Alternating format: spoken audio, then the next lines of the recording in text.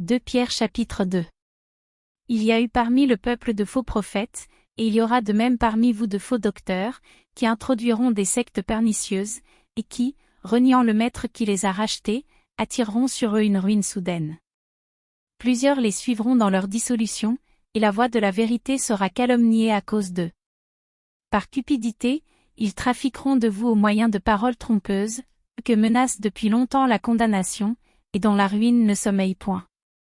Car, si Dieu n'a pas épargné les anges qui ont péché, mais s'il les a précipités dans les abîmes de ténèbres et les réserve pour le jugement.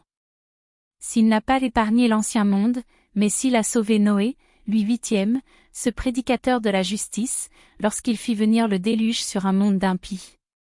S'il a condamné à la destruction et réduit en cendres les villes de Sodome et de Gomorrhe, les donnant comme exemple aux impies à venir? Et s'il a délivré le juste Lot, profondément attristé de la conduite de ces hommes sans frein dans leur dissolution. Car ce juste, qui habitait au milieu d'eux, tourmentait journellement son âme juste à cause de ce qu'il voyait et entendait de leurs œuvres criminelles. Le Seigneur s'est délivré de l'épreuve les hommes pieux, et réservé les injustes pour être punis au jour du jugement. Ceux surtout qui vont après la chair dans un désir d'impureté et qui méprisent l'autorité. Audacieux et arrogants, ils ne craignent pas d'injurier les gloires. Tandis que les anges, supérieurs en force et en puissance, ne portent pas contre elles de jugement injurieux devant le Seigneur. Mais eux, semblables à des brutes qui s'abandonnent à leur penchant naturel et qui sont nés pour être prises et détruites, ils parlent d'une manière injurieuse de ce qu'ils ignorent, et ils périront par leur propre corruption, recevant ainsi le salaire de leur iniquité. Ils trouvent leur délice à se livrer au plaisir en plein jour, hommes tarés et souillés, ils se délectent dans leur tromperie, en faisant bonne chère avec vous. Ils ont les yeux pleins d'adultère et insatiables de péché, ils amorcent les âmes mal affermies, ils ont le cœur exercé à la cupidité, ce sont des enfants de malédiction.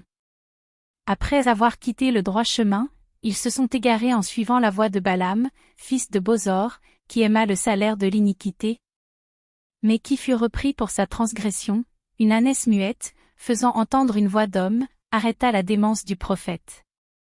Ces gens-là sont des fontaines sans eau, des nuées que chasse un tourbillon, l'obscurité des ténèbres leur est réservée.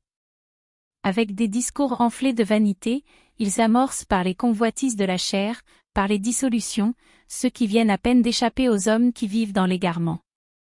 Ils leur promettent la liberté, quand ils sont eux-mêmes esclaves de la corruption, car chacun est esclave de ce qui a triomphé de lui. En effet, si, après s'être retirés des souillures du monde, par la connaissance du Seigneur et Sauveur Jésus-Christ, ils s'y engagent de nouveau et sont vaincus, leur dernière condition est pire que la première. Car mieux valait pour eux n'avoir pas connu la voie de la justice, que de se détourner, après l'avoir connue, du saint commandement qui leur avait été donné. Il leur est arrivé ce que dit un proverbe vrai, le chien est retourné à ce qu'il avait vomi, et la truie lavée s'est vautrée dans le bourbier.